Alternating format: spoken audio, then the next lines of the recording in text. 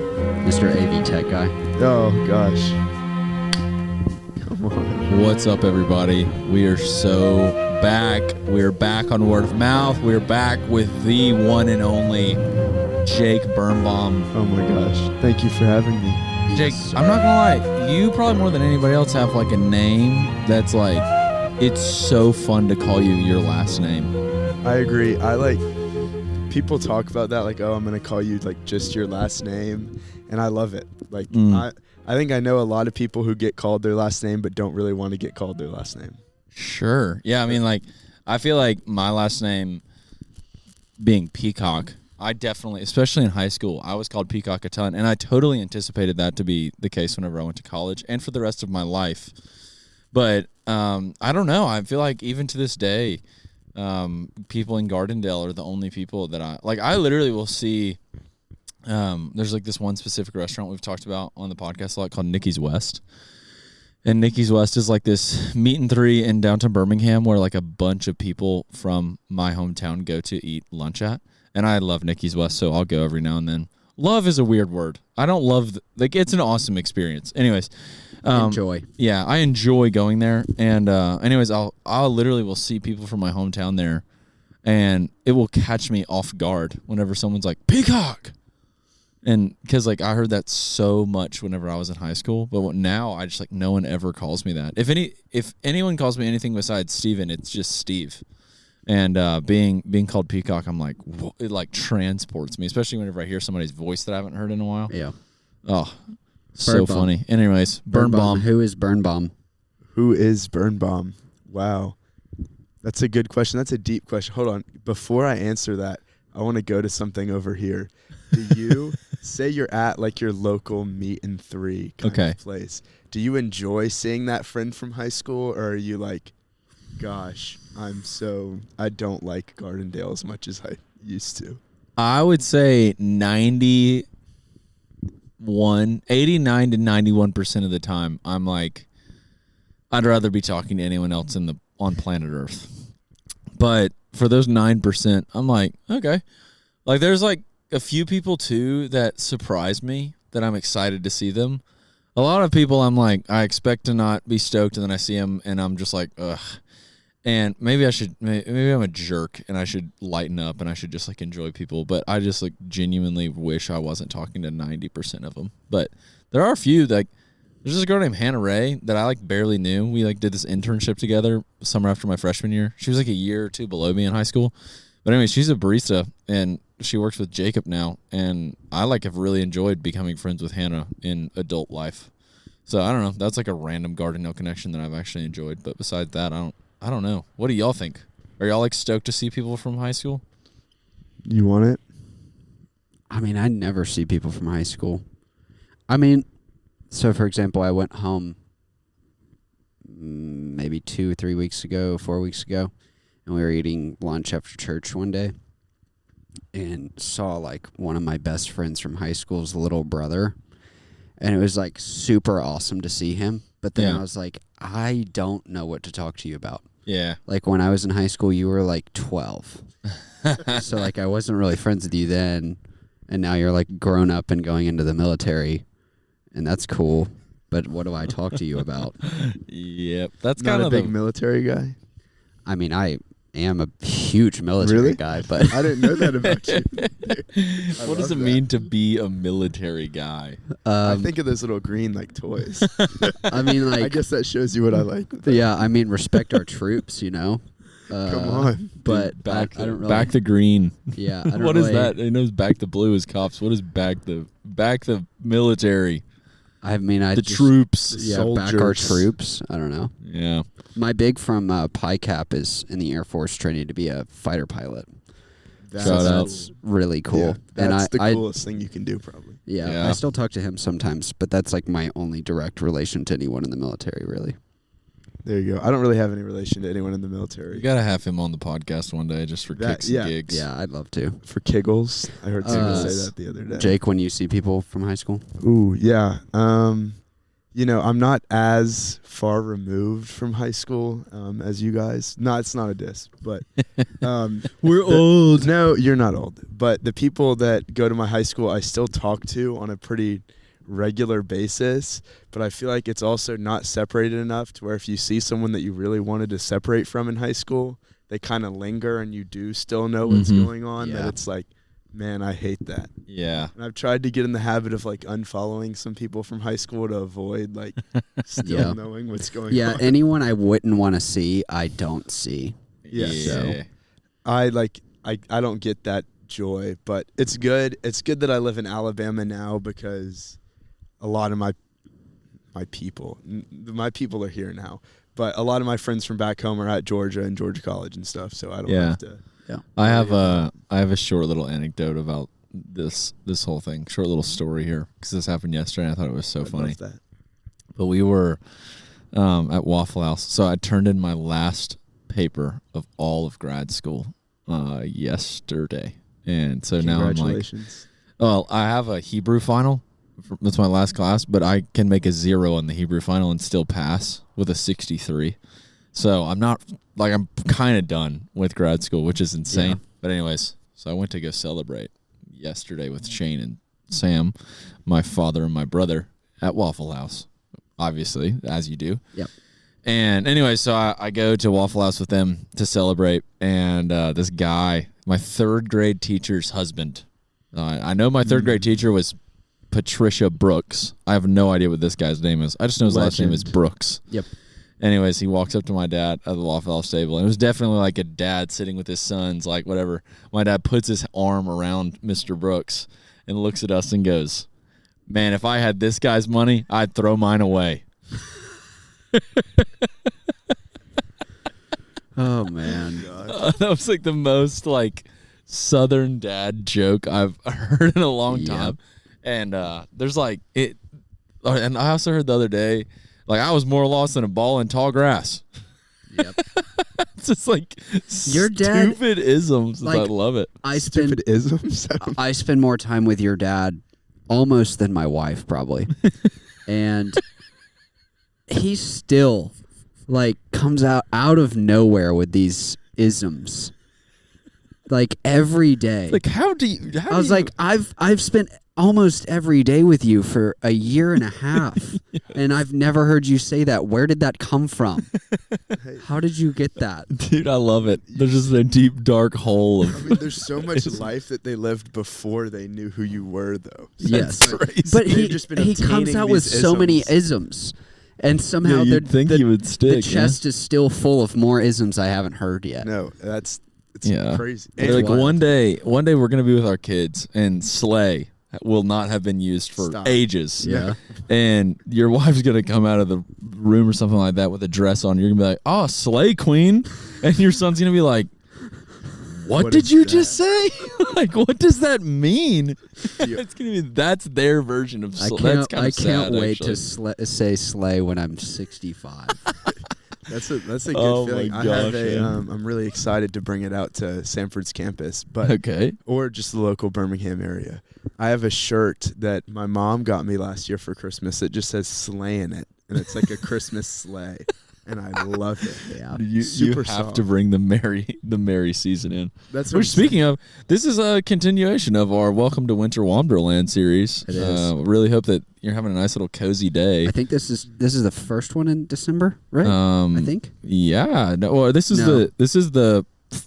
Black Friday's episode. Yes. Wow. Happy Black Friday. I hope everybody's, in a nice little food coma if you're listening to this day of. And if you're listening to this later on, dude, just think back to how amazing that food was. I literally, since last week, I was talking about favorite episode.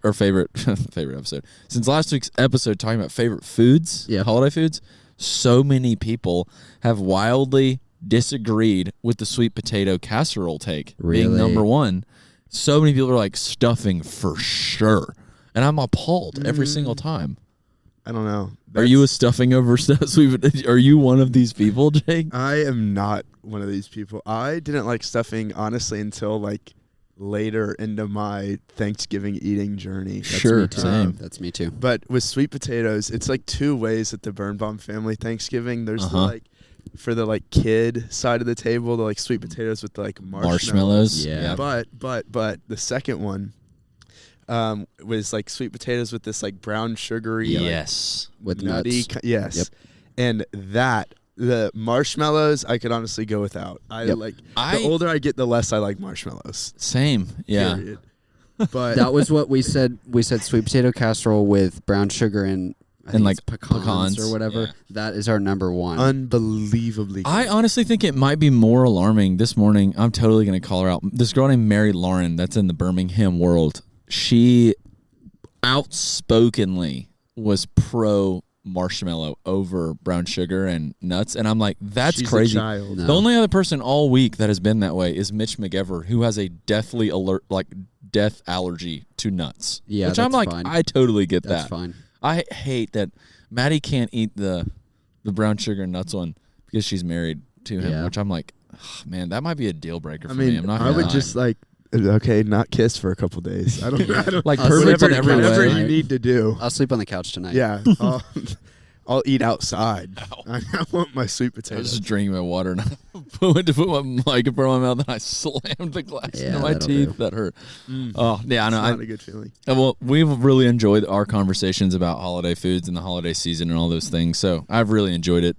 This whole like little new vibe of cozy fall, winter time, seasonal stuff. And we wanted to come outside today for that reason. So if you're not watching, you can get a little gander of my backyard and all the different fall colors behind me.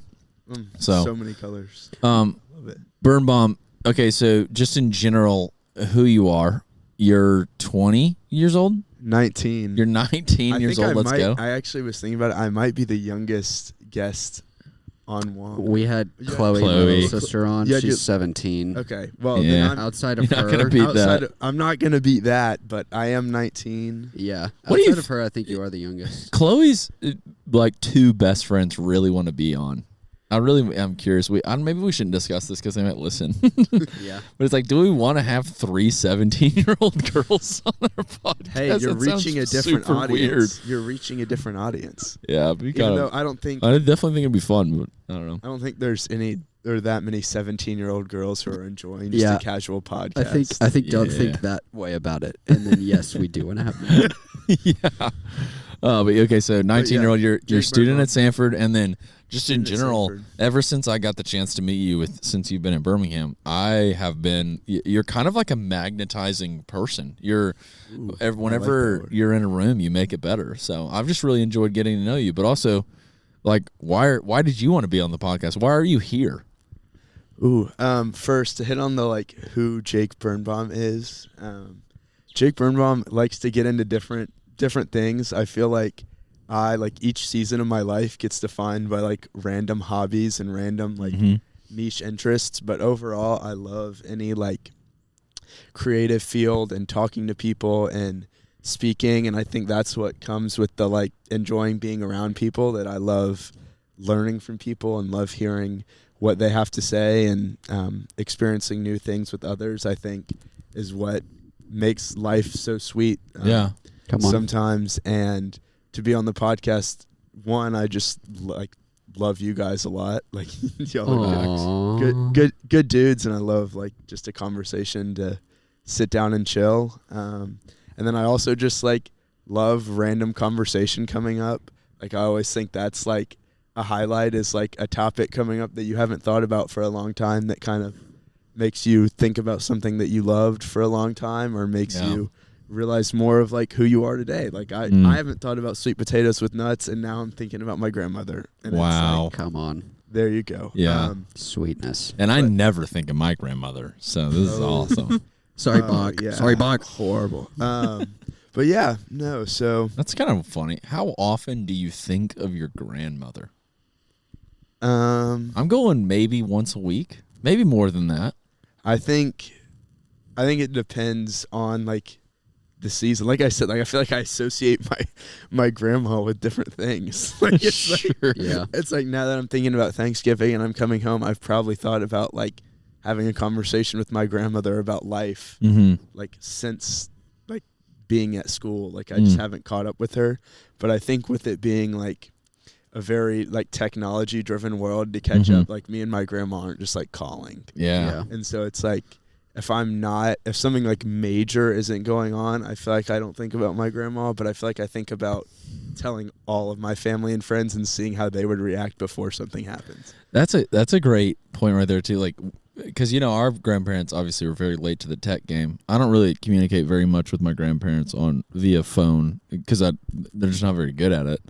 But when we're grandparents, how often do we think we are going to are we going to text our grandkids? Like, is that going to be a thing? I hope so. Or I don't know. Do we think that texting will be completely obsolete at that point? I don't know.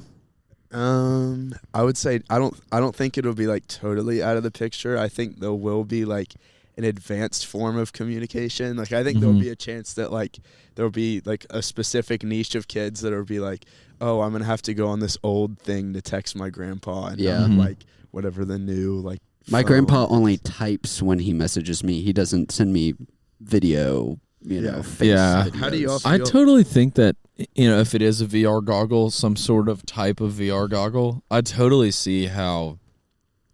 understand now why my grandparents were like slow to get on a smartphone and use it the way the kids were, because like VR, like I just would not. I feel like VR goggles are so wildly cringe. I don't think I could ever get like VR goggles and communicate via how on the new Apple thing they have like the fake head. They like take different parts of your face and like emulate your emotions when you're on FaceTime with someone. Yeah.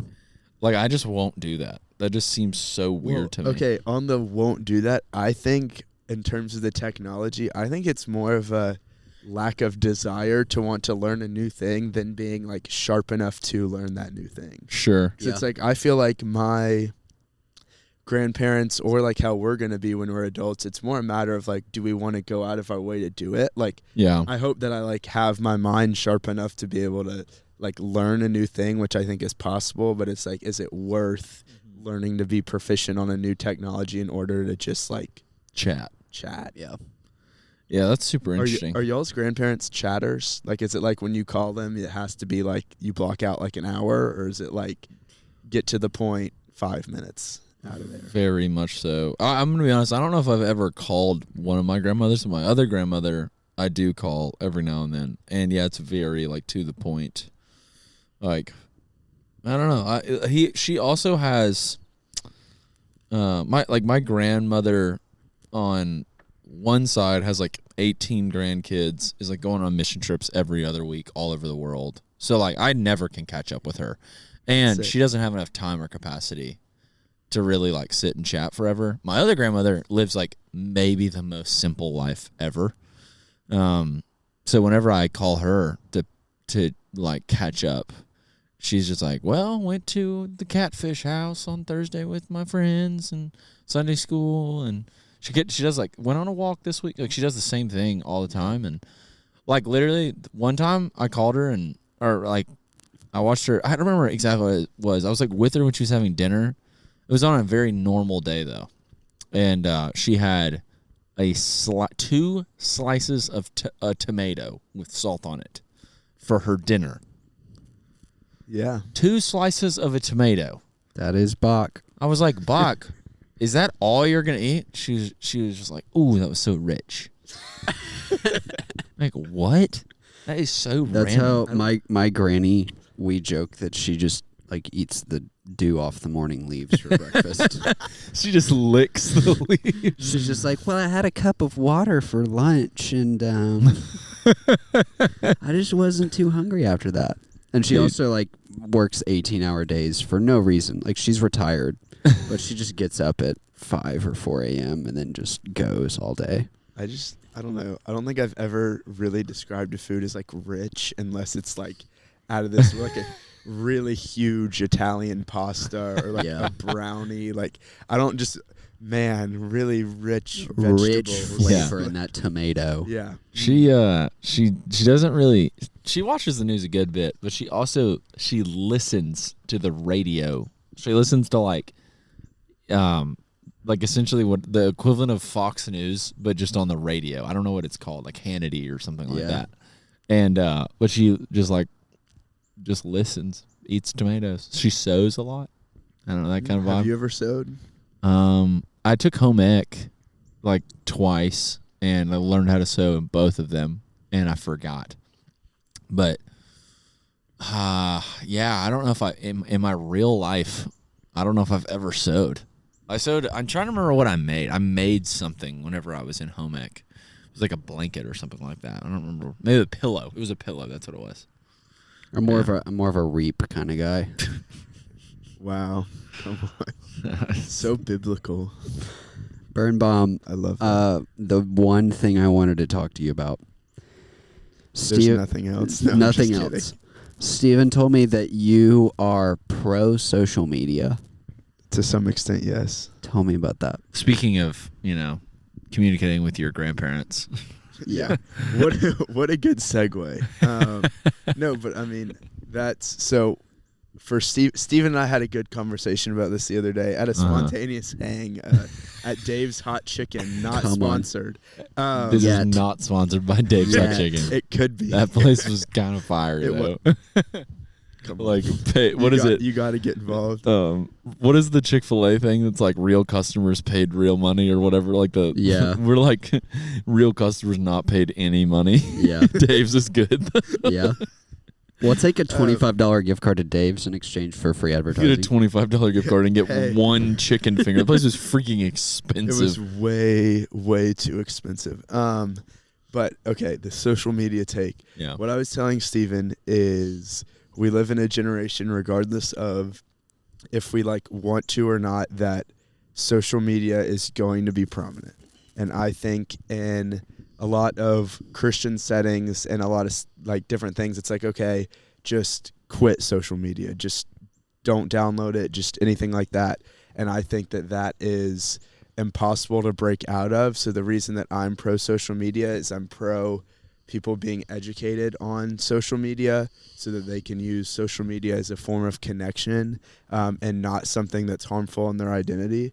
So I think when it comes, obviously I don't think there should be a 12-year-old kid at the dinner table on an iPad all day, but I think it's more of I think if you're at an age where you're old enough to understand your identity and you're old enough to understand that life goes way past social media, then I think it can be used as a form of connection. Yeah.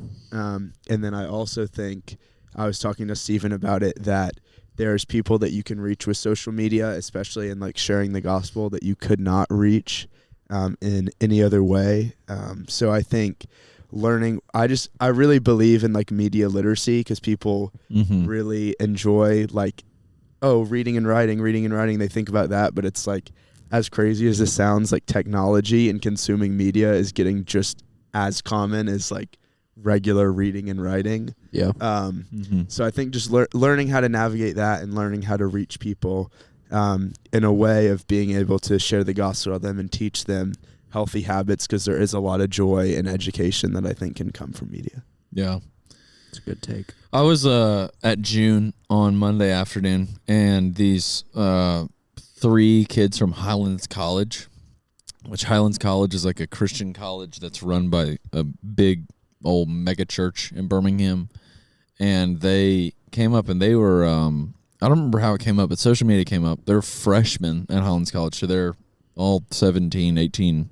One of them was a 2006 baby, so that's 16. That's 16. That is not 16. That is not 16. That's 18 years old. Oh yeah. I did backwards. Hey, that's okay. Yeah, no, so it actually doesn't make any sense. They were all freshmen, and there was a 2006, 2005, and 2004.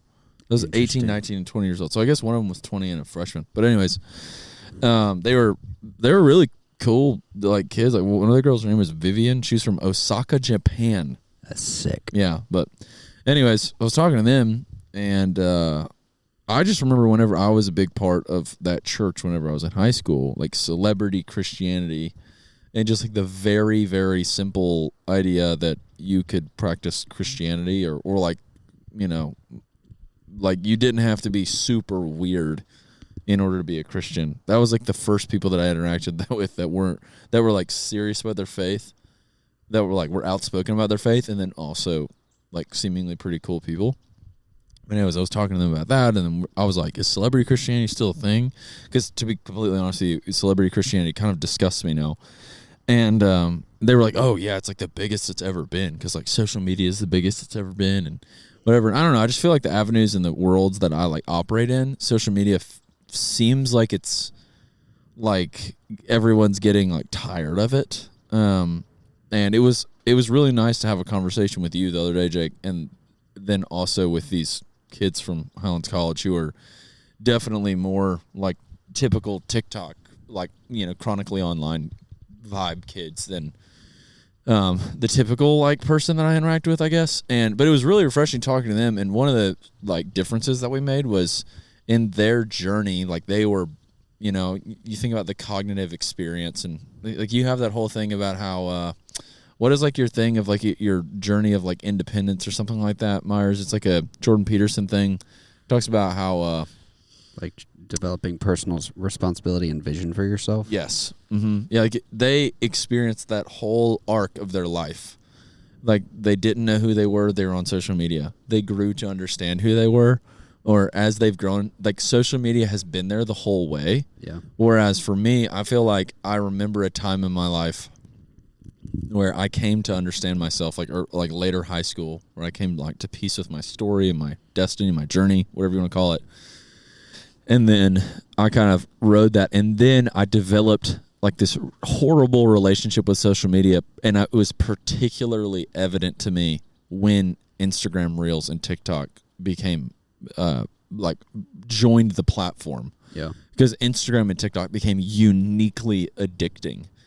And that kind of led me down like I said, like a uniquely, like a, I guess evidently. And it was like felt in a way that was like, I was like, oh, this is like not cool. But for me, that was like, that's just the timeline that I've been on. You know, I didn't get addicted to Instagram or TikTok until probably like my first year post grad. Cause that's whenever I was talking about this with Jake. I was talking about this with a guy named Cole that I met. That was a UAB student the other day, about how whenever I was growing up, there was a app called Triller like Vine. Yeah, it was like Triller, and we were talking about a Triller sound in class the other day. Really? Yeah, it was like I'm friends with the it was like Monster. It's like anyway, but well, I guess to a certain extent, like people that were your age, whenever I was in like college, were doing it. But I was like Triller and Musically were where 7-year-olds went on to lip sync. Yeah, like it wasn't like a funny thing. And we all loved Vine whenever I was in high school and stuff, but then Vine died and everybody kind of like had this love for Vine. And then my senior year specifically, that's whenever TikTok became Vine. And then it kind of just like still is that. And then there's like people that became kind of like personalities in it, and like with Charlie D'Amelio and Dixie D'Amelio and, you know, Matt Addison Ray, all those people. Anyways, all this to say, I feel like it's it was just kind of like super weird that didn't happen for me until senior year, where I grew this like terrible relationship with it. So I think in a way there might be like this weird hope and like, or maybe just like a desire that I want things to go back to the way they were before, that is like unique to me because I'm just like older. And it's been really refreshing to hear from you, and then also like these other kids from Highlands College who sat there and actually chatted with me for a little bit in a public space. So I thought it was, I feel like my conversations about this have been really cool this past week, trying to consider and think about, you know, what is wrong and right here, because you're honestly the first person in a while, Jake, that like has hope for actually being able to learn how to use it well. Like I haven't heard somebody think, like I haven't heard someone believe that you can use it well in a long time. So hear me, like, let's talk about that. Let's go there. Like, how do you do it well? Can I ask you a question first? For sure. You had mentioned like Vine and Triller and stuff like that being around, which was all relatively short clips. And one thing that I've been thinking about lately since our conversation is like, you're saying that addiction didn't develop until Instagram Reels and TikTok, even though there was a lot of short videos, arguably better short videos, like more quality short videos out there during like Vine and stuff like that. And you were less addicted then, and one thing that's been on my mind is with just the like age thing is I think it's more of like where your like heart and your time is at before you are consuming social media, because I think it's like there's probably, I mean, every year it's like less and less people come to know Jesus, I feel like. And I think it's like, if your heart is like with Jesus, that's just like stuff you're consuming, like will feel wrong if you're not consuming the right stuff. So I just think it's weird to think about. I don't know if like Myers, if you like have anything to say about like, has social media been worse for you of recent, or is it like, was like YouTube and Vine and Triller and all that when that was really mainstream, was that harder?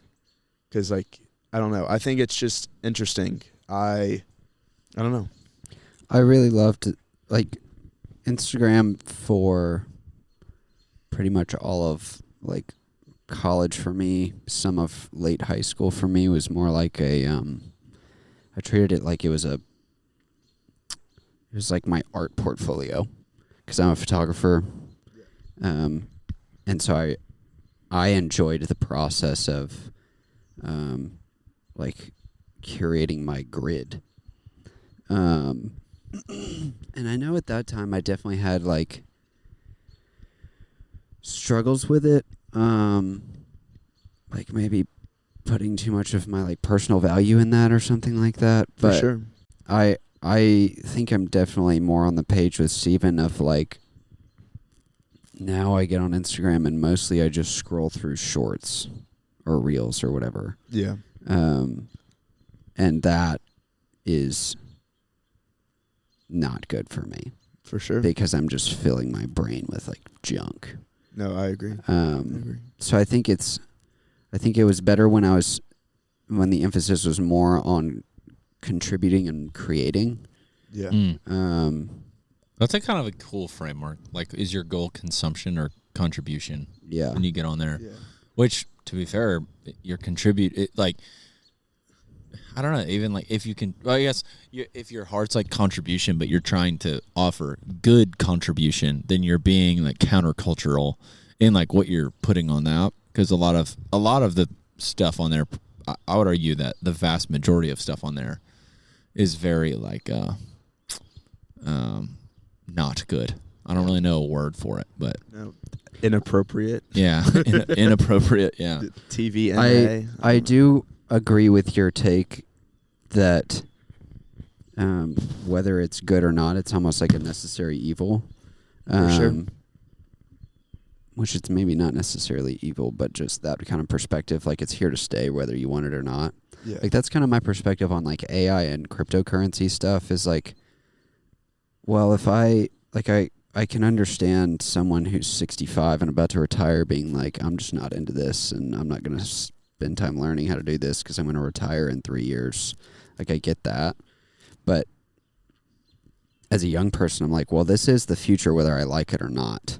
Yeah. And so I need to learn how to have an educated understanding of it and also a healthy relationship with it and figure out how to use it to my advantage, you know? Because, again, like, AI is not going anywhere. I mean, whether you like it or not, whether you think it's a good thing or not, it's here. And I think it's the same thing with social media. It's here. So you might as well try and use it to your advantage. And that doesn't mean like take advantage of people using it. It just means figure out how to use it in a healthy way that it makes your life better, not worse. yeah. And that also like in turn makes the life of the life of your like family one day better. Like it's like, even if in your little niche circles you can get some people to rely on personal connection more, it's like your kids might not always be in the bubble of the vicinity that you're in, or your friends' kids aren't going to always be in the bubble of the vicinity that you're in. So it's like we need to really be educating, like, yes, kids that are coming up, but also like people like in college right now and y'all like not far post-grad, like that will make a change in their, like in the generation like after us. And then what was your question? You had one for me. Well, the next thing I was going to ask you kind of the same thing, but I mean, you literally go to a Christian school, and Christians typically are trying to be helpful to the world, especially regarding the mental health epidemic. And anyway, so like, what is your conversations like this? What are your conversations about this like in class? Like because Birnbaum studies journalism, mass communication. Like he studies like the production and output of media. So is there like a fight against the machine in terms of like the negativity, like fight against the negativity vibe with y'all, or what's that like? It's actually interesting. We just have a lot of like media ethics type conversations and kind of navigating like what is like how to maintain ethics, especially as a Christian, and still do anything media related, like posting and contributing to media in a creative platform. Because that just gets really complicated. And we were talking about in class, I don't know if you all saw this, but Sabrina Carpenter filmed her music video for a song called Feather in a Catholic church. And then the guy who let her film in the Catholic church got fired. And basically, like, a lot of, like, PR stuff is, like, blown up about it. Like, would you have let them do this? Like, how would you have reacted if you were someone that's just, like, on the outside? How would you react? And I just think it's a constant like heat around like do something or not do something, and I think it's impossible to just totally go away with something. So I think more of the conversation is like, how do you I like the contribution framework, like how do you healthily contribute while still maintaining morals and ethics, because it's like it's a fact, and Matt Francisco was talking about it, that like the algorithm is to get you like addicted. It's to get your attention. Yeah. But it's like if you recognize that, I mean, we hear it every day, but we don't think about it. I mean, it's like when we have free time, like too much free time, there's nothing else on our feed that we want to interact with or watch that's of actual interest. We go to like the search bar or we go to Reels, and we're just searching for something to give us entertainment. And if we can kind of break out of that mindset, more of I think like free time is what also needs to be addressed, of like your fun time needs to be like with people or bettering yourself, and social media doesn't do that. Now, I don't think that like, I kind of argue for if you're working or taking a test, going and spending 15 minutes watching a YouTube video, then going back to whatever you're doing is a great healthy break. But when it's like you scroll for 2 hours before bed, that's where it gets like super, super unhealthy. Sure. Because I think like when, at least for me, when I'm busier, I just naturally consume less media. And I think dead time leads to the like dangerous levels of scrolling. Yeah. Yeah. I think I was talking about this a lot this week too. The idea, I think this is from The Body Keeps a Score. I don't remember who said this, but is it like neurons that fire together, wire together? Or I think that's what it is. It's this whole idea of, when you consume media at unhealthy times of the day, like quite literally, my counselor talks about this. When you open up, like when you wake up, if you wake up and then immediately start getting on Instagram, the neurons that like fire to wake you up in the morning are the same neurons that fire during anxiety. And I think I'm underneath the belief that like emotions were made, like the God made emotions, and then like in humans, like sinfulness and just like in people have twisted anxiety into being something that's like really dangerous. And but at its very core, it can be helpful. Anxiety can be helpful. Like specifically, it's what wakes you up in the morning. It's the same thing. I can't remember the name of the chemical that it is, but when your brain fires off that chemical or lets out that chemical, whatever it is, and then you immediately like roll over and you start scrolling, like those two neurons are firing together. Like your dopamine, like, scrolling, whatever is firing off during that, like attention entertainment thing, is firing with like anxiety, wake up, stress, kind of thing. Yeah, I mean, and like, I feel like in a very simple way that I feel like that gives clarity. Whereas if you have a good morning routine, to talk more about what you were saying, like not necessarily about the don't do social media, but also like what are we telling them to do instead?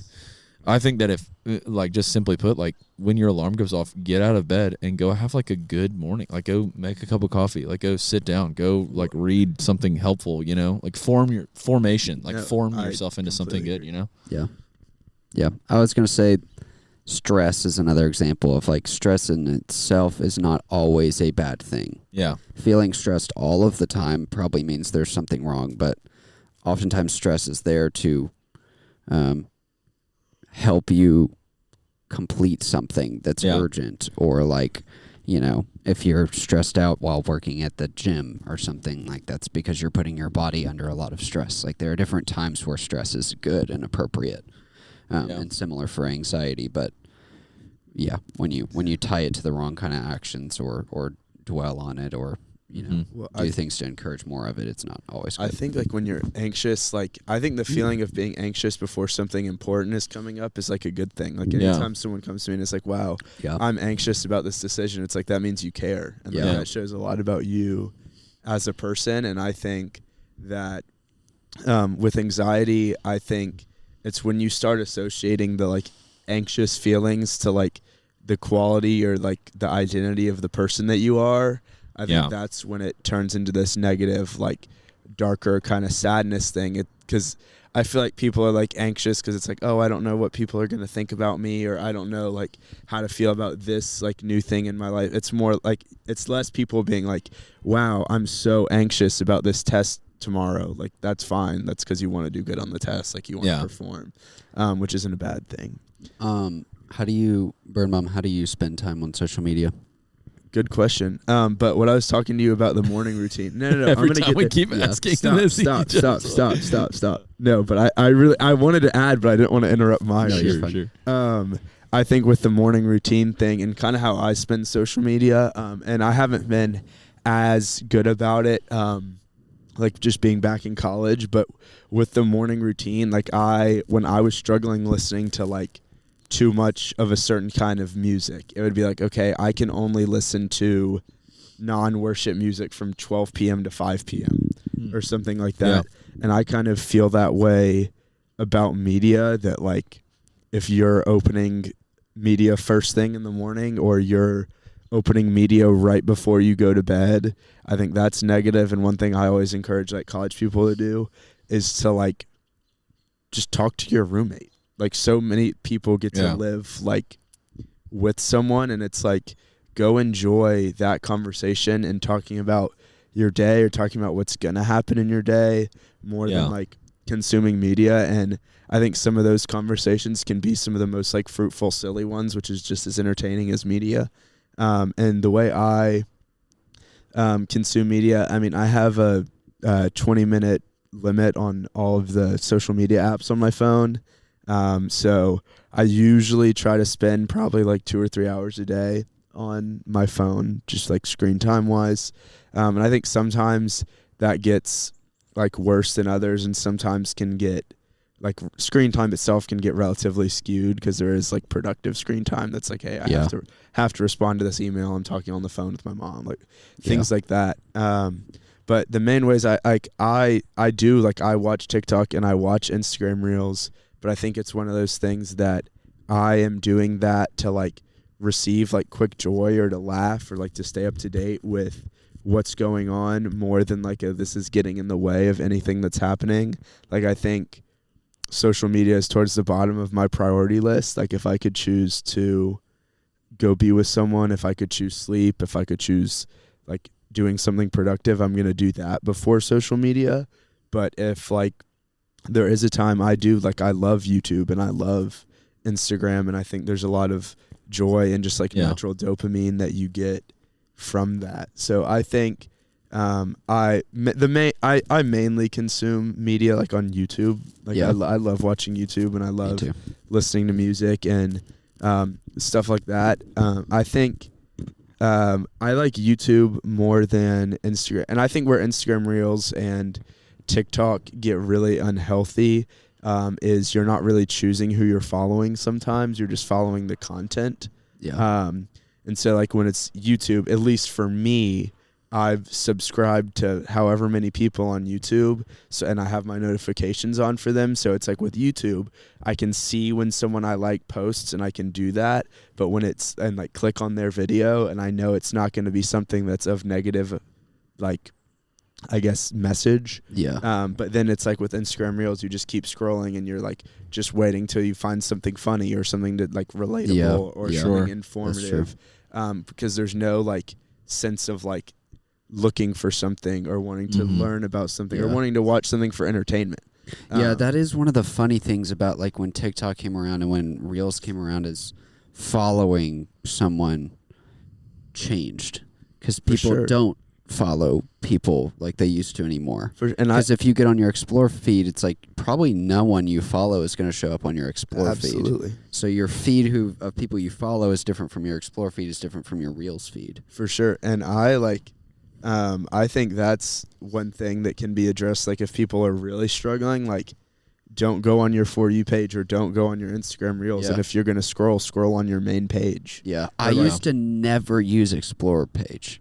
That's what I'm saying. I only scroll through my feed. I literally, I might know who that person is. I'm going to hit search and look them up. But other than that, it was like you don't go on it. But I think that is one thing that's harmful is you're not like knowing who you're following, and there's not a sense of like following someone for a long time to know the kind of content, or like I guess letting social media like shape your habits more than like having a habit that social media makes better. Yeah. Like I enjoy, like, since I love playing golf, like for example, Steven, like I love watching like a Rick Shields golf video because that makes me love golf even more. Yeah. But I didn't love golf because of the YouTube that I watched. Yeah. I loved golf because I got to play it with my dad during COVID. Yeah. And like, it is really cool. Those kinds of things, like me and Myers are training for this race right now, and Clayton Young, the U.S. Olympian marathon guy, has this series that he put out for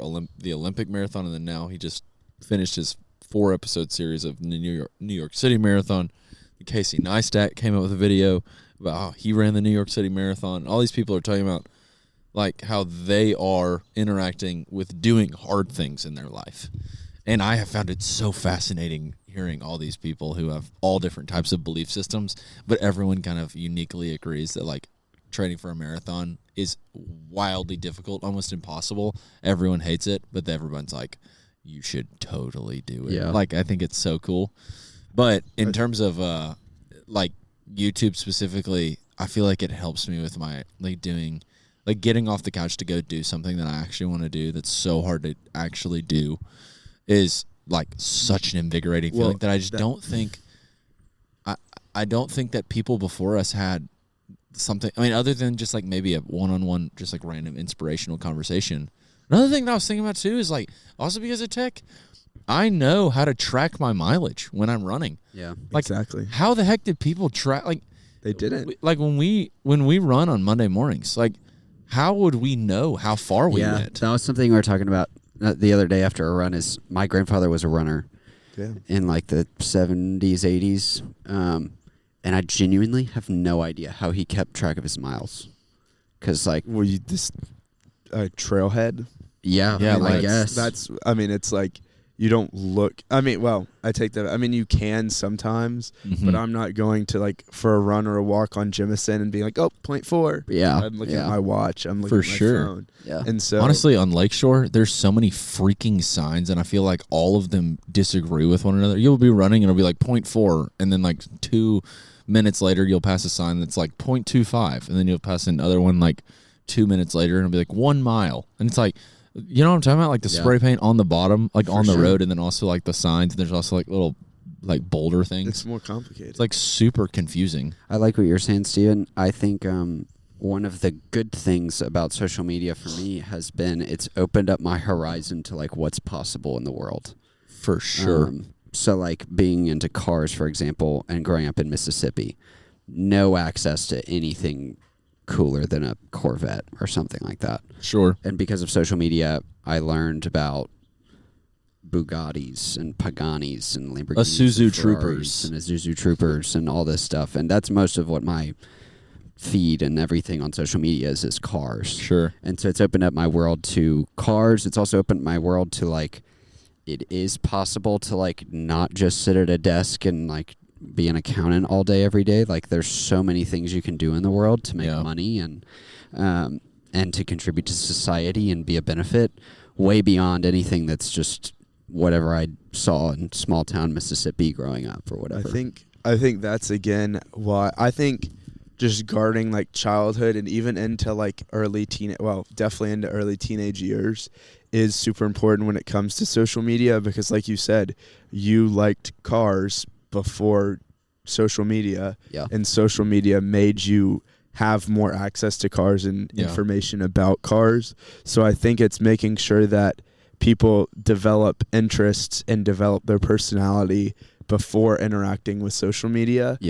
Because then like what you're seeking after. Like for example, you with like being like, I'm gonna get off the couch and do this hard things because it's a really cool video that I got to just watch. Like that's good because you can find things on social media that help your habits either be more I'm trying to think of the word, efficient, or more fun, or like I love like the feeling of like, wow, I'm going to go on a trip. I'm going to look at the trails on hikes.com, or I'm going to look at a YouTube video of this hotel, and I'm going to get really excited because now I have this imagery in my head of where I'm about to go and what I'm about to do, so then I can be more ready to do that. Yeah, that's really good too, because I think sometimes we talk about like the flattening of society, where like the internet makes everyone kind of the same.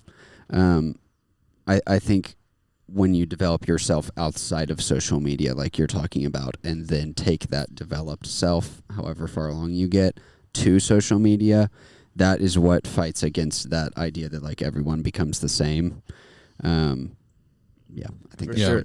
And I think that also allows you to have like less of a comparison when it comes to social media, that like, and I mean, that's a totally different conversation, but when you're talking about like art and all that and using it as that, like that can get into the like comparison game. But if you're just enjoying habits, like I know squat about cars, so I'm not gonna be upset if the content that you're posting or interacting with is cars, and like I'm not gonna compare myself to that. But when I like habitual in a good way, social media is good because there's people that are always more knowledgeable than you are, and that allows for more just information. So guys, can we do a segment sponsored by Elliott Coffee? Awesome. Cool. Guys, welcome to today's Reddit scroll. That's what I'm going to call it. We do this on our podcast all the time, so I'll just go ahead and do it. But this Reddit thread is, what exactly is bad about social media? And again, it's sponsored by Cafe Elliott, which is thanks, Elijah. It's a cafe in Dayton, Kentucky, right outside of Cincinnati. Thanks for the lamp. Yeah, thanks for the lamp.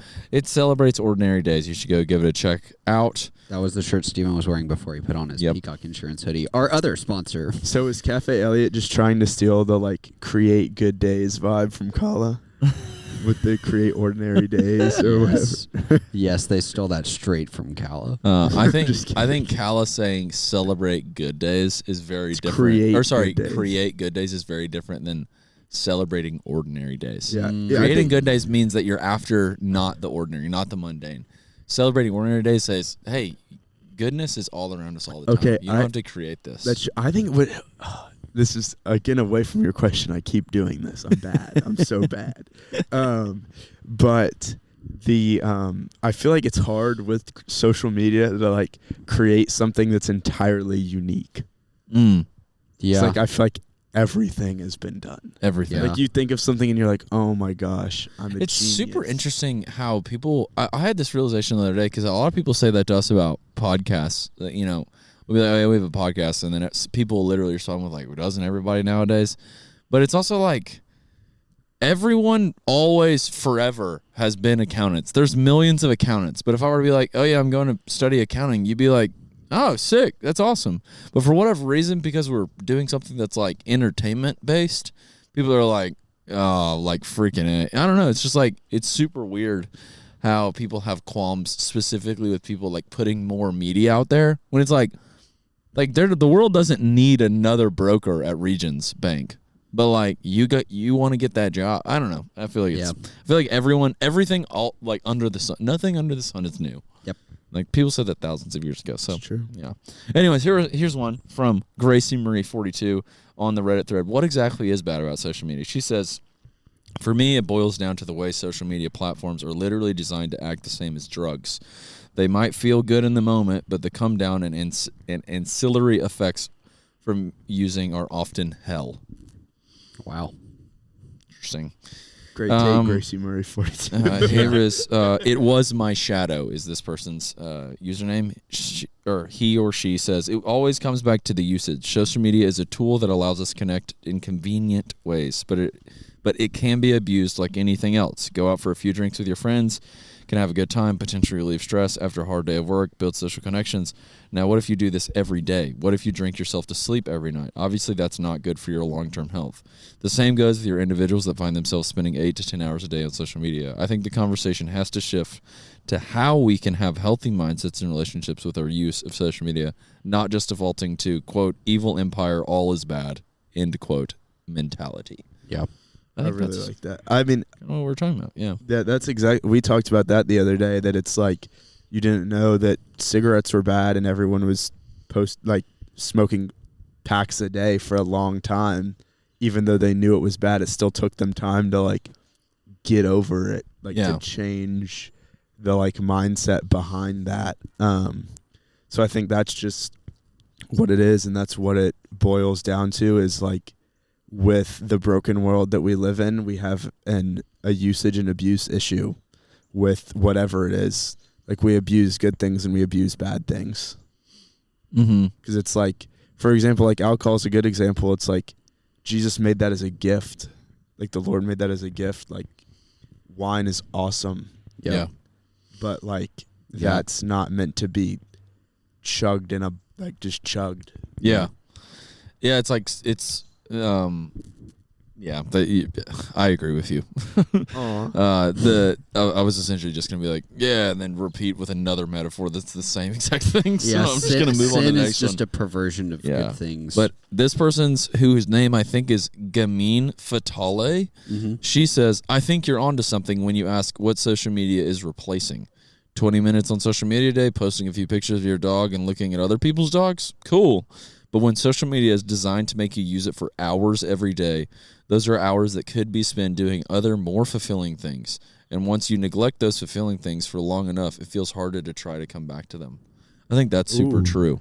I think that in terms of like, if you like, I feel like that kind of falls in line with the contribution consumption framework. Because it's like, okay, if you're going on there and you're feeling stoked about, whatever, like me and Myers with running right now. And then also, we could be making content about running right now and helping our community get more into like seeing the beauties of running. But we're not doing that. I feel like I'm just consuming. It is helping me contribute in my real life. But in terms of social media, I don't put anything out there because I feel like people are like really, really harsh judges.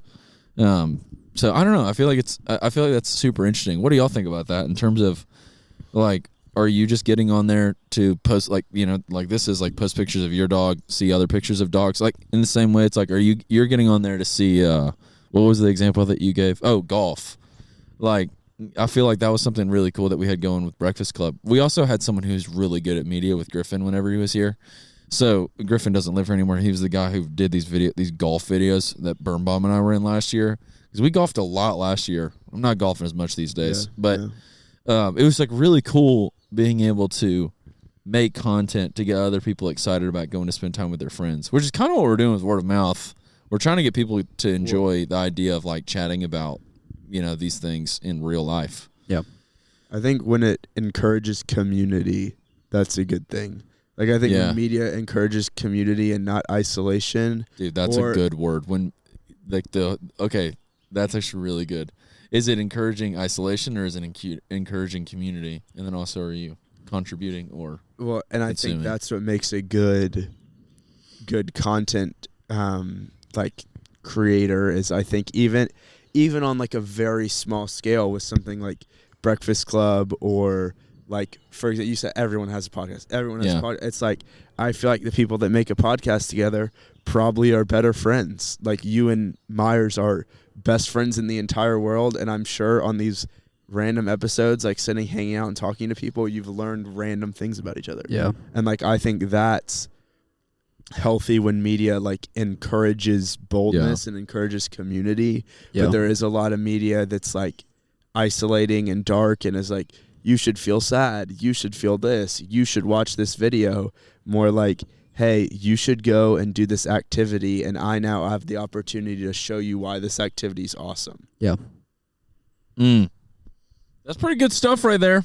That is pretty good stuff. Oh, there's today's segment of Reddit Scroll. So thank you so much for the original poster's name was Ace0V. Thanks, Ace. So thank you, OP, for that one. That's a Reddit slang I learned the other day. OP is the original post. Yeah. Another thing I like about podcasts is that they're really hard to grow. So it makes me feel like I'm doing something difficult. You're working towards a goal that's just whenever we started this thing, the thing that got me so fired up was the fact that I could be like 40 years old and then my daughter or something like that would be like, wait, what is your dad doing in the other room? And then she's going to have to be like, oh, yeah, like him and his friend Myers do this podcast. They've been doing it for like 40 years. Well, okay. That gets me fired up. I don't know why. I think about that, but I also think about how I love, like, how you love hearing about things, but you love seeing them and actually interacting with it more. Mm-hmm. It's like, I think I love anytime my, like, parents send like an old picture, or my dad will randomly play me like an old recording of like him and his buddies playing music that's like deep into YouTube, that it's like that's awesome. It's like, dude, dad, that's badass. Like that's what's cool, is it's like getting to like show your kids like, yeah, I did this hobby and I worked at this hobby and this gave me joy. Like it was fun and this is what I liked, and now you have this thing with your friends. Love that, cherish that. I also change all the freaking time. Like, I think that my life is like a continual change. So I think it's cool too that, you know, in retrospect, you're capturing in 40 years from now, whenever I get to look back, I'm gonna be like, wow, you really didn't know anything. You know, it's gonna be fun. It's like the idea of like, if you could watch all the memories that you and your friends made for how long, would you like watch it? Like, yes. Did you know? I'd pay $1 million. Like, what I heard the other day, I heard if your dad died today and he left you a bunch of notes, how often would you read it? ... Why don't you read your Bible that much? Dude. That's wow. I actually was thinking about that the other day. This is so random, but I like read some of my graduation notes when I was home the other day. Oh my gosh. I mean, just do y'all write tears notes every time? Oh, I love notes. Are you talking about currently or for graduation? Do you like currently? Oh yeah, all the time. Oh my gosh, yes. Gracie got me this like what is it called? The freaking name for office paper? Sticky note? No, there's a name for it. It's not cutlery. It's like stationery. There it is. Fork and spoons and knives. Yeah, freaking Cutco ice cream scoopers. But anyways, stationery. Should I sell Cutco this summer as a job? Anyway. Oh my gosh. I'd be good at it anyway. We should let a Cutco person come on. They're for sure scheduled with. But anyway, she got me stationery and it says from the studio of Stephen Oliver Peacock. Wow. Which is just insane. See, that's awesome. But anyways, so I have this like notes, and then I also have like Redeemer ones. But we write handwritten notes to people all the time at Redeemer. I love handwritten notes because I think when you verbalize something to someone, like, yes, it might mean more, but it's less thought out. Yeah. Like, I feel like when I write something down, I get everything out that's on my mind, and there's like nothing left to fester with. So I can almost like, not actually, but there is like an argument for written words being like just as purely like as pure as spoken sometimes. Sure. Yeah, and sometimes you're even more concise. And Well, it's, yeah. I mean, like, writing is, you have to process your thoughts in order to write. Exactly. And especially if you go back and edit what you've written, like, that's why I think books are so amazing. Is Unbelievable. like, not all books, but most books are edited, and the best books are very, very, very concisely worded to be most impactful and have the most information packed into the least amount of words and be easiest to read and understand and yada, yada, yada. It's kind of a it's a skill, and not that many people have it. And true. I think when you write things out to people, I mean, for one, like, the written thing lasts. Like, you forget what people Absolutely. say, but you can always look back and see what someone wrote. And Yeah, I heard one time, like, the habit or like the practice or the exercise of writing a note to someone is really good because you are completely being selfless in your thinking. Like, you are only thinking about the other person when you are writing. I was going to hit on that. I think like the most selfless act you can do is like giving something that you really don't have. And like, even if you can't write, like writing someone a note and going out of your way to express those pure and concise feelings, Yeah. I think is such a good thing, because when it comes to like personal interactions that you like can't keep, it's like the people say, I don't know the exact quote, but it's like people like won't remember what you said, but they remember how you made them feel. Yeah. And it's like the words, like that stays, like that's tangible feelings. It's like toothpaste words. Once you squirt it out, can't put it back in. toothpaste words. Yeah. That's another one I heard today. Steven, were you like this is totally changing the gears from writing. You go to like, when you were a kid, you go like the dentist. Are you like a double mint guy? Or were you freaky? I'm going to be so honest. I think because all toothpaste is mint flavored, like that you use at your actual house. Oh, okay. Yes, yes. And so whenever I would go to the dentist, they would be like raspberry, bubble gum, blah, blah, blah. And I would always do non-mint because I was just like, ooh, something else. And every time I would do something else, I would deeply regret it. So now I'm just like, I don't freaking care. Just do the most normal kind. I hate the dentist, by the way. Oh my gosh. I like the doctor. I hate the dentist. I think I get excited about everything in life except like the dentist and death. Oh yeah. like the dentist is something truly like, I feel like that's such like a, I hate freaking Brussels sprouts, but like it's the same. I like Brussels sprouts. I know, I do too. But I was trying to think of what are those white broccoli things called? Cauliflower. I hate cauliflower. That's what I meant to say. Like nobody likes cauliflower. I like cauliflower. Yeah, well, freaking nobody does. It's just not true. I don't think. I used to get bubble gum. Well, Bubble gum toothpaste. I feel like you can know someone by like the flavor they get. Did y'all have a little toy that y'all got? Oh, Going to the dentist when you were a kid? The way we did it is it would like be, you would get like the kid dentist. I go to the adult dentist now. I transferred over. It kind of sucks. But when I was a kid, you would adults want toys. You'd get your teeth cleaned, and then the like main guy would come and like check it out. And, pry with the metal. Mine was a girl. There you go. But you would get like coins, and you could put them in the little machine, and it'd be like. Yep, me too. That feels But I think I gotta say, man, child,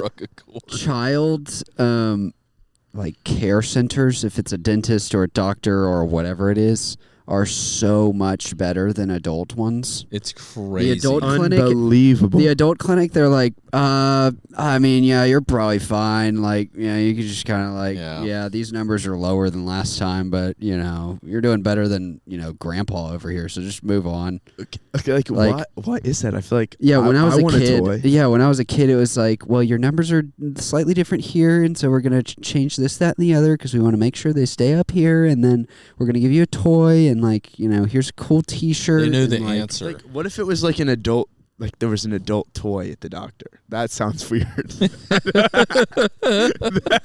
What if there's an adult toy at the doctor? No, but you know what I mean? It's like, What would wow. it be? What would A what freaking can you? Instagram reels? Hey, No. can I bum a scroll? No, I'm thinking it's like that same like beautiful feeling that you get from like putting a coin in and twisting it, or like turning in an assignment and you get the like confetti, or Oh. like just that beautiful rush. Oh yeah. What would give you that? Like if it was like, oh, here's 4 golf balls, or like here's like a thing like barbecue seasoning. I or, feel like Mm. everyone could take a $5 Starbucks gift card. Well, Yeah. that's what I'm saying. Like let me turn it, and I'm not gonna know if I'm gonna get like Walmart, Amazon, or Yeah. like a really niche restaurant, like a Ruby Tuesday, or like Yeah. something like a weird like mystery gift card would be A awesome. gift card to either Ruby Tuesday or Cheesecake Factory or Outback or Longhorn or Chili's. Oh, Yeah, man, we went to that's Chili's the good other day. stuff, Not man. good. Hey, well, we've been talking for quite a while here, That guys. went- Quite a while. That went by fast. Yeah, that was I was got, really, I got into flow state with that one. yeah, I definitely got into flow state. That was good. Thank you, Birnbaum. Oh my gosh! Yeah, I Thank thought you it guys was- for having me. I thought it was super fun. I destroyed the order sometimes, but it was No, you, super fun getting to experience the world of media and doctors' offices with y'all. I appreciate you asking us questions. Hey, I almost like that more than talking. I'm not a talking about myself guy. Mm. Yeah. You know what? That's what Jake Birnbaum. Oh, sorry. Go. I was gonna say I have a little takeaway for our. I have some homework for our guests, Do or it. not our guests Our too, but listeners. also our listeners. Here's an acronym for you: Forks. When you're talking to someone new, you don't know what to talk about. Here's an acronym for you: Forks. Family, occupation, recreation, knowledge, spirituality. Those 5 things. People love good talking one. about those 5 Period. things. Family, occupation, recreation, knowledge, spirituality. There are no other things to talk about. Happy Yep. warm winter. Happy warm winter. Thank you. Have a wonderful warm winter. What a wonderful winter wonderland. All right, cheerio then. Happy Bye. holidays. Welcome to the secret segment of the podcast. I'm not gonna lie. Alice Phoebe Lou is playing right now, and I genuinely think she's the best live show I've ever seen in my life. That's unreal. She was so good. Birnbaum, who's your favorite artist Wow. Like right now? of all Ever. right now, it's probably. I've been listening to a lot of Hippocampus. Yep. Classic. New one? The new album? Yeah, I've been listening to the new album, but I've kind of gone back to the Landmark. That album, Yep. I think is unbelievable. And I also I've been doing a lot of design at school, and I think that album cover, like the vinyl itself, is one of the prettiest I've ever seen. Yeah. Yeah, Landmark's kind of amazing. It is kind of amazing, but I kind of vary on my music. Like it can go anywhere. Like it's just you can get. That's the way it goes. Yeah, I mean, it's you get Hippocampus, you get random old stuff that I've been listening to a lot of Elton John. It's where do where do Hippocampus and Elton John connect? They don't. They don't. It's I don't know. So it's that's the beauty of music. So I think whenever I was in college, there was this one YouTube video. I would actually love to see how many times I watched it, but Hippocampus played a show at Bonnaroo or something like that. And one thing that Hippocampus does at their live shows that they don't do on this album is they build Way It Goes at the very end, yeah, and then they just freaking jam at the end of it and go nuts. Whereas in this, it kind of builds and it just calmly dies to go into the next song, because that's how Hippocampus is. They definitely fade in between songs and stuff. for sure. Anyways, I have watched that video so many times in my life. I will say, I think that that is a beauty of music. The fact that we get to watch an NPR Tiny Desk or something on YouTube, I think that is amazing. Yeah. One of my favorite artists is the 1975. Ooh. Fire. And one of the exciting things about every time they come out with a new album is the first song is always the self-titled the 1975 track, and they usually sing like the same chorus verse piece, but then they write it in a completely different way every time they create a new album. Yeah. So it was always like when there's a new album, it was such a thrill turning on the first track and seeing like what they did with it. Like the third album, I think it was, they did like a gospel choir version, and it was like so It's sick. so good. I love the 1975 a lot, honestly. Yeah. I think they might be like one of the records that were like, yeah, or one of the artists that's like, yeah, they were kind of it. Yeah. Wait, which one is the gospel one? You said their third album? Yeah. Do you guys? It's not this one. A Brief Inquiry into Online. Okay, this is Might random. be the most recent one. Do y'all enjoy? I actually got in a conversation with people the other day, and it made me really upset. Do y'all enjoy live music if you don't know the artist? For Yes. sure. Yes. For And sure. people were talking to me the other day that they were like, no. That's crazy. And I was like, that's wild, because I would go see anyone. Like, I Yeah. legitimately think if anybody that I knew texted me and was like, hey, Jake, I got a ticket to this. Do you want to go? Yes, I do. That's Yeah. awesome. Sounds great. Yeah. Yeah, I've done that before. Like I went to see Bahamas with Austin Eck. This is what I was talking about. Yeah. Dude, I think that the other day, going to the coin show, I have to talk about this. The coin show is unbelievably good. We haven't talked about that yet. After the show, after our episode last week with Northeaster Freeze. Was that last week? It'd be Yeah, two this would be it's 2 weeks 2 ago. weeks ago from this. It was last week from today. Anyways, we went to the coin show and it was unbelievably It was good. so good. It was so much fun. But the opener was like pure TikTok boy. It was so bad. And See, I hate that. I would have never in a billion years, 1 billion years of silence. You could put me in a monastery for a billion years. And if you said, you can go hear one thing. You can go and see but it would be Bennett that. I'll be Rowley. like, I'd rather just keep it silent forever. I don't care. Well, She oh, don't he was care. so. Okay, I will say though, this is interesting to think about from like a musical perspective. If you did like just release a song on Spotify that happened to catch wind on TikTok, and when you released it, you were like from this really pure musical intent, and then like you go and open for someone and they're like, yeah, TikTok boy, this guy sucked. But it's like he just might have actually cared about his art. It's like that sucks. I think man. I think it really is. So like Dayglow became really big after one of his songs went big on TikTok. I do like that. And we love Dayglow. Yeah. This guy was like wife beater under the leather jacket, took the leather jacket off and was like, this is my guitarist. He's like, this is my guitarist, Andy. No, we have to do the thing. Oh, yeah. He took off his shirt. Here, I'll be the guy in the crowd. Yeah. You be Aiden. So I take off my jacket. And this is my guitarist, Andy. I love you too. And then he just went into this song that was It was like literally a at that TikTok rate. song. He introduced his band and gave his guitarist maybe 0.5 seconds of glory before he immediately responded. Yeah. I love you too. We love to the crowd. shifting glory back onto I ourselves. love Yeah. it. Pile it on. Love it. Gosh, Guys, I really hope that give you know, it to me. on this fine Black Friday that y'all are, this conversation about social media has just stirred your brain cells. See, I hope you're what's in crazy line though- at Best Buy to buy Well, a no, TV no, no, see- right now. see- I hope you got a 90 incher today. No. Here's what you got to realize. People are going to watch this on Black Friday, not going Black Friday shopping because Cyber Monday is coming. Because we're addicted to our phones. The real holiday is coming. Yeah. Wow. Well, I hope that y'all just get super hyped well- for Amazon Black Friday Well, deals. it is all it's so weekend. much better. I hope I'm y'all gonna get get a, an Awala. literally. If you go on Okay, Amazon, No, you can't say that because I genuinely stop. I thought about it the other. Every time I see an Awala, I go, "Oh, that's nice. I like that." My color." water bottle is like on its last leg, and I do need to get. Yeah, I mine definitely starts think- tasting like metal. and I love it. A lot of iron. Anyway. Hey guys, get excited for Cyber Monday. It'll be in 2 days. Goodbye. I love you. Bye. Goodbye.